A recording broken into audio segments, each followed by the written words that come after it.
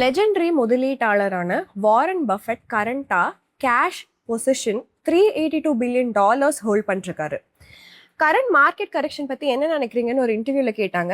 என்ன சொல்றாருன்னு பார்த்துட்டு வந்துருங்க. Well, let's talk about that. The market has come down substantially. Not substantially. Well, you've got both the Dow and the Nasdaq in correction territory. It's the worst performance on a quarterly basis for stocks in about 4 years. Do things look cheaper to you? No. 3 times since I've taken over Berkshire, it's gone down more than 50%. I mean, if you look at the markets of, the worst probably was the 2007-8 period, although there was that one Monday when you had 21% in a day. I mean, this is nothing. I mean, well, this is nothing to make you get excited and think there's huge valuation drops. If they're 5 or 6% cheaper, that doesn't. We aren't in it to make 5 or 6%. Fall அப்படிங்கிறது எதுவும் இல்லை. இங்கே என்ன பாயிண்ட்னா, panic நம்ம ஆகக்கூடாது.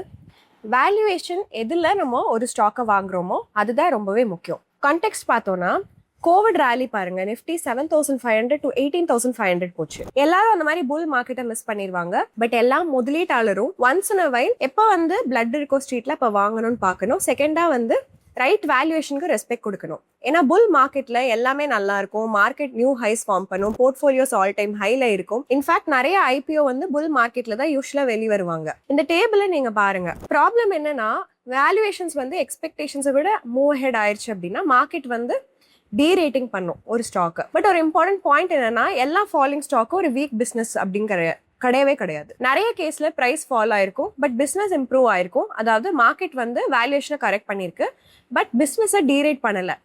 So இன்னைக்கோட காணொலியில நம்ம 3 பங்குகளை decode பண்ண போறோம். லிஸ்டட் நிறுவனங்கள். ஏர்லியரா வேல்யூவேஷன் ஹைப் இருந்தது, அதுக்கப்புறம் கரெக்ஷன் ஆச்சு. கேள்வி என்னன்னா, இந்த ஸ்டாக்ஸ் இப்போ ரீசனபிள் வேல்யூவேஷன்ல இருக்கா அண்ட் பிசினஸ் ஆக்சுவலா லிஸ்டிங் அப்புறம் வளர்ந்துருக்கா அப்படிங்கிறது தான். எண்டில் மார்க்கெட் ஒரு சிம்பிள் ரூல் ஃபாலோ பண்ணும். பிரைஸ் இவென்ச்சுவலா ஃபண்டமெண்டல்ஸ் கூட அலைன் ஆயே ஆகணும். சரி, காணொலிக்குள்ள போலாம்.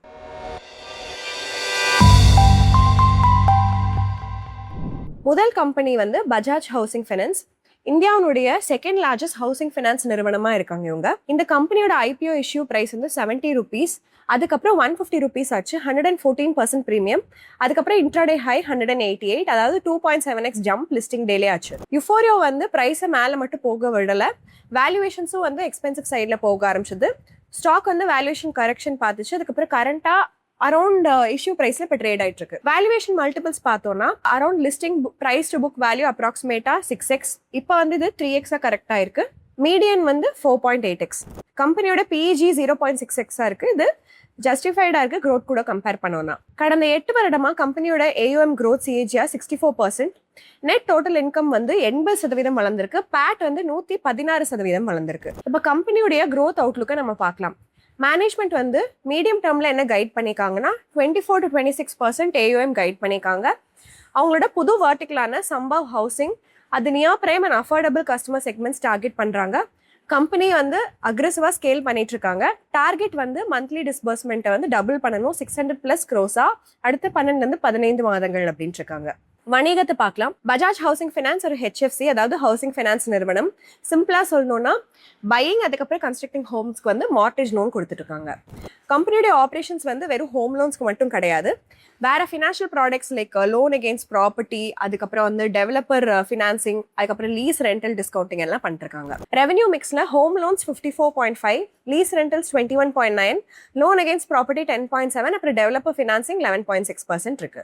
ரீசன்ட் குவார்டர் நம்பர்ஸ் பார்க்கலாம். இன் Q3 FY26 கம்பெனியோட அசெட் அண்டர் மேனேஜ்மெண்ட், அதாவது டோட்டல் லோன்ஸ் எவ்வளோ மார்க்கெட் கொடுத்துருக்காங்களோ 23% வளர்ந்திருக்கு, 1.33 lakh crores. Net interest income 19% வளர்ந்திருக்கு, 963 crores. மெயினா இது ஏன் அப்படின்னு பார்த்தீங்கன்னா, ஸ்ட்ராங் லோன் க்ரோத்னால அண்ட் 50 bps டிக்ளைன் ஆயிருக்கு காஸ்ட் ஆஃப் ஃபண்ட்ஸ். NIM, அதாவது நெட் இன்ட்ரெஸ்ட் மார்ஜின் ஃபிளாட்டா இருந்திருக்கு 4%. ஏன்னா கம்பெனி லோவர் ஃபண்டிங் காஸ்ட் அதோட பெனிஃபிட் பார்க்கல. போர்ட்ஃபோலியோ ஈல்ஸ் கம்ப்ரெஷன் இருந்திருக்கு, மார்ஜின்ஸ் ஓவராலாக ஸ்டேபிளாக இருந்திருக்கு. ப்ராஃபிட்டபிலிட்டி ஸ்ட்ராங், PAT வந்து 21%, 665 crores அதிகமாக இருக்கு.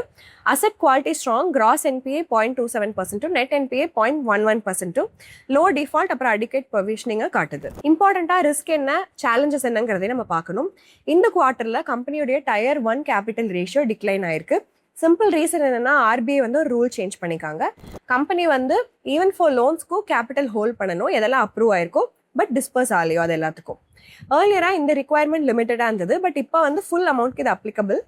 அதனால தான் வந்து கேபிட்டல் ரேஷியோல ஒரு ப்ரெஷர் இருக்கு. இரண்டாவதா நம்ம பார்க்க போற நிறுவனத்தின் பேர் வந்து விஷால் மெகா மார்ட். இவங்க ஒரு பேன் இந்தியா ரீட்டைலரா இருக்காங்க. டிசம்பர் 2024 நிறுவனம் IPOக்கு வந்தாங்க. 78 ரூபால வந்தாங்க. அதுக்கப்புறம் லிஸ்டட் வந்து 104 ருபீஸ்ல லிஸ்ட் ஆனாங்க. 33% பிரீமியம். PE வந்து 100x இருந்தது. அதுக்கப்புறம் ஸ்ட்ராங் ரேலி. ஸ்டாக் வந்து ஆல் டைம் ஹை 157 ஆகஸ்ட் 2025ல பண்ணாங்க. PE 139x ரீச் ஆச்சு. Stretched valuation. அங்க இருந்து ஒரு கரெக்ஷன் ஃபாலோ ஆச்சு. அண்ட் இப்போ பங்கு வந்து 28% பிலோ இட்ஸ் ஆல் டைம் ஹைல வந்து ட்ரேட் ஆயிட்டு இருக்கு. இதனால PE வந்து டீரேட் ஆயிருக்கு 67x. அண்ட் இப்போ மீடியனான 100x கீழே இருக்கு. இது இன்னும் கொஞ்சம் ஹையரா தான் இருக்கும். பட் இதுதான் இந்த இண்டஸ்ட்ரியோட நேச்சர். கம்பெனியுடைய பியர்ஸ் அப்புறம் PE ரேஷியோஸை நீங்க இந்த டேபிள்ல கண்டிப்பா பார்க்கலாம். கம்பெனியுடைய சேல்ஸ் CAGR கடந்த 3 வருடமா 24% இருக்கு. ப்ராஃபிட் CAGR 45% இருக்கு. growth அவுட்லுக்கை பார்க்கலாம். மேனேஜ்மெண்ட் என்ன கைட் பண்ணிக்காங்கன்னா 80 to 100 நியூ ஸ்டோர்ஸ் வந்து ஒவ்வொரு வருஷமும் ஓப்பன் பண்ணுவோன்னு கைட் பண்ணியிருக்காங்க. அண்ட் 9M FY26ல வந்து அவங்க ஆல்ரெடி 80 புது கடைகள் ஓப்பன் பண்ணியிருக்காங்க. கம்பெனி நல்ல ப்ராப்பர்ட்டி மார்க்கெட்ல பாக்குறாங்க. எக்ஸிகியூஷன் கெப்பாசிட்டி வந்து 110 to 115 crores பண்ணோன்னு இருக்காங்க. வணிகம் என்னன்னு புரிஞ்சுக்கலாம். விஷால் மெகா மார்ட் வந்து ஒரு ஒன் ஸ்டாப் ஷாப்பா இருக்கு இந்தியாவுடைய மிடில் கிளாஸ்க்கு. பிசினஸ் வந்து 3 கேட்டகரியில இருக்கு. அப்பேரல், ஜென்ரல் மர்ச்சன்டைஸ், அதாவது ஹவுஸ் ஹோல்டு தேவைக்கான இருக்கிற ஐட்டம், அப்புறம் ஃபாஸ்ட் மூவிங் கன்சியூமர் குட்ஸ், இதுதான் FMCG, அதாவது பேக்ட் ஃபுட், பர்சனல் கேருக்கு யூஸ் பண்ற ப்ராடக்ட்ஸ். கம்பெனியோட ஃபோக்கஸ் வந்து மெயினா பிரைவேட் லேபிள்ல இருக்கு. அவங்களோட ஓன் பிராண்ட் வந்து பண்ணிட்டு இருக்காங்க. 74% வருவாய் இதுல இருந்தா வருது. பேன் இந்தியாவில் 771 பிசிக்கல் ஸ்டோர்ஸ் வச்சிருக்காங்க. ரீஜன் வைஸ் ஃபுட் பிரிண்ட் பார்த்தீங்கன்னா 298 ஸ்டோர்ஸ் நார்த்லயும், 205 சவுத்லயும், 192 ஈஸ்ட்லயும், 76 வெஸ்ட்லயும் இருக்கு. இதுதான் கம்பெனியுடைய பிரைமரி பிரசன்ஸ் வந்து நார்த் அண்ட் சவுத் இந்தியாவில் இருக்கு அப்படின்னு நம்ம சொல்லலாம். இவங்க ப்ராடக்ட்டை கஸ்டமர்ஸ்க்கு வந்து குயிக் காமர்ஸ் மூலமா டெலிவர் பண்ணிட்டு இருக்காங்க. கம்பெனி வந்து ஒரு அசெட் லைட் மாடல்ல ஆப்ரேட் பண்ணிட்டு இருக்காங்க. அதாவது அவங்க வந்து எந்த ஸ்டோரையும் ஓன் பண்றது இல்ல, பட் மோஸ்ட் ஆஃப் த ஸ்டோரை லீஸ்க்கு எடுக்கிறாங்க. நிறுவனத்தோட குவார்ட்லி ரிசல்ட்டை பார்த்துடலாம். Q3 FY26ல ரெவென்யூ 17% வளர்ந்திருக்கு, 3670 crores. EBITDA 20% வளர்ந்திருக்கு, 605 crores. அண்ட் ஸ்லைட் இம்ப்ரூவ்மெண்ட் நம்ம மார்ஜின்ஸ்ல பார்க்க முடிஞ்சிருக்கு. 16.1 இருந்து 16.5%. கேஷ் ஃப்ளோ ஸ்ட்ரென்த் பார்க்கலாம். FY21 to 25ல 5 year cumulative CFO 4576 crores. Operating profit அதாவது EBIT வந்து 3314 crores. CFO to operating profit ratio அப்ராக்சிமேட்டா 143% வருது. ஸ்ட்ராங் கேஷ் ரிலைசேஷன் இருக்கு நிறுவனத்துக்குன்னு காட்டுது. இப்போ ரிஸ்க் அண்ட் சேலஞ்சஸ் என்னன்னு பார்த்துடலாம். கம்பெனி என்டையர்லி தேர்ட் பார்ட்டி வெண்டர்ஸ்ல டிபெண்டா இருக்காங்க. அண்ட் கான்ட்ராக்ட் மேனுஃபேக்சர்ஸ்ல அவங்களோட பிராண்ட் பொருட்களை மேனுஃபேக்சர் பண்றதுக்கு டிபெண்டா இருக்காங்க. சப்ளை செயின்ல டிஸ்ரப்ஷன் இருந்தாலும் டைரக்டா இன்வென்ட்ரி அண்ட் சேல்ஸை இம்பாக்ட் பண்ணும். ஜூன் 2025 குவார்டர்ல ப்ரொமோட்டர் ஸ்டேக் வந்து ரெடியூஸ் ஆச்சு 74.5 to 54.2%. இதே பீரியட்ல PE ரேஷியோ வந்து 128x ஒரு ஹை வேல்யூவேஷனை காட்டுது. சிம்பிள் டேர்ம்ஸ்ல ப்ரொமோட்டர்ஸ் வந்து ஹை வேல்யூவேஷன்ல செல் பண்ணிட்டாங்க. இம்பார்ட்டன்ட் பாயிண்ட் என்னன்னா February 2026ல ப்ரொமோட்டர் வந்து எகெயின் சம் ஸ்டேக்கை வந்து பல்க் டீல்ல செல் பண்ணாங்க. முதலீட்டாளரான நம்ம ப்ரொமோட்டரோட செல்லிங் வந்து quarter on quarter basis track பண்ணிட்டே வரணும். இந்த ட்ரெண்ட் வந்து கன்டினியூ ஆயிட்டே இருந்ததுன்னா கொஞ்சம் கன்சர்னிங்கா இருக்கு அப்படிங்கறத அர்த்தம். நம்ம இன்னைக்கு காணொலியில மூன்றாவதா பார்க்க போற நிறுவனம் வந்து சஜிலிட்டி. எஸ், இதே நிறுவனம் தான் வந்து US ஹெல்த் கேர் செக்டருக்கு வந்து டெக்னாலஜி சேவைகள் வந்து கொடுத்துட்டு இருக்காங்க. நிறுவனத்துடைய வேல்யூவேஷன் மல்டிபிள்ஸை பார்த்துடலாம். IPO லிஸ்டிங் சமயத்துல கம்பெனியோட PE வந்து 53.8x இருந்தது.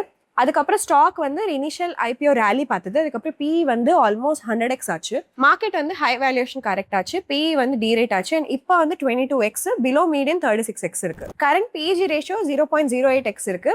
அதனால வந்து growth ஜஸ்டிஃபை ஆகும் அப்படின்னு நம்ம சொல்லலாம். வேல்யூவேஷன் கரெக்ஷன் இருந்தாலும் ஸ்ட்ராங் ஃபண்டமெண்டல்ஸ் இருக்கு, ஒரு ஸ்ட்ராங் ட்ரெஜெக்டரியா காட்டுது. நவம்பர் 2024 லிஸ்டிங்க்கு அப்புறமா டிசம்பர் 2024 குவார்டர்ல இருந்து சேல்ஸ் வந்து கன்சிஸ்டன்டா 20% அதிகமா இருந்திருக்கு. அண்ட் மார்ஜின்ஸும் 25% அதிகமா இருந்திருக்கு. அதே சமயத்துல லாஸ்ட் 3 இயர்ஸா சேல்ஸ் CAGR 82%, ப்ராஃபிட் CAGR வந்து 291% இருக்கு.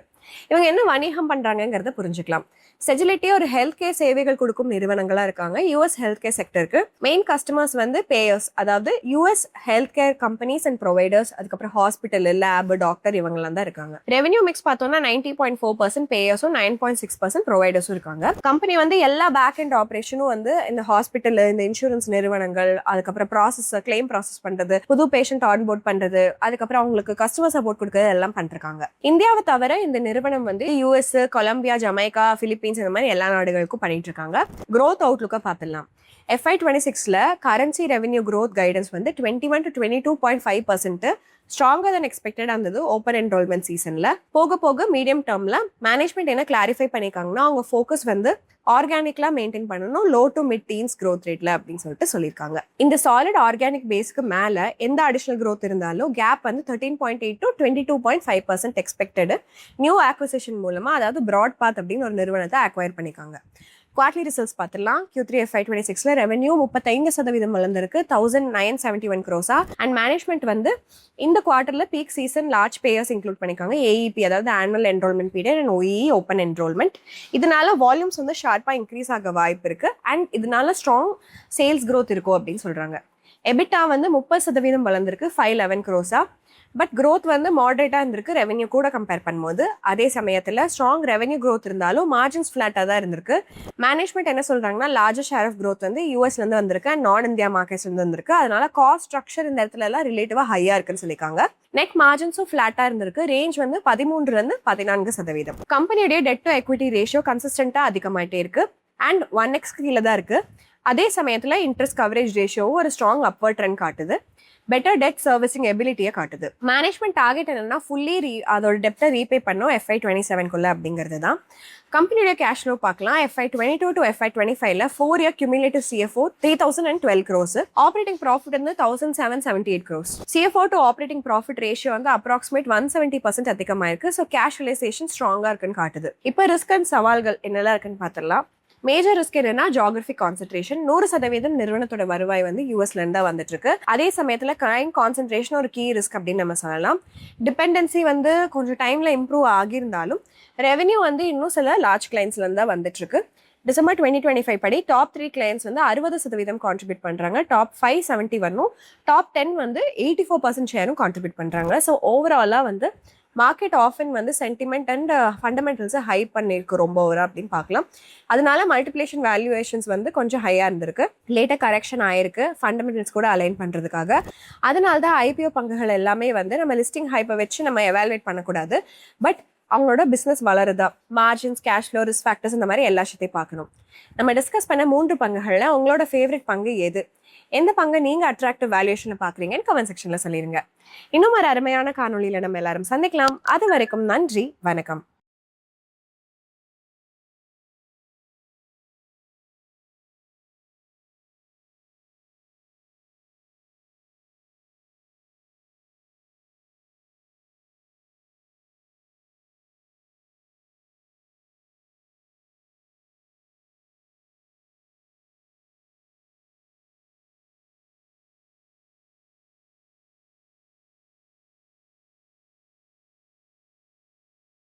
Investment in securities market are subject to market risks. Read all the related documents carefully before investing. Please read the risk disclosure documents carefully before investing in equity shares, derivatives, mutual fund, and or other instruments traded on the stock exchanges.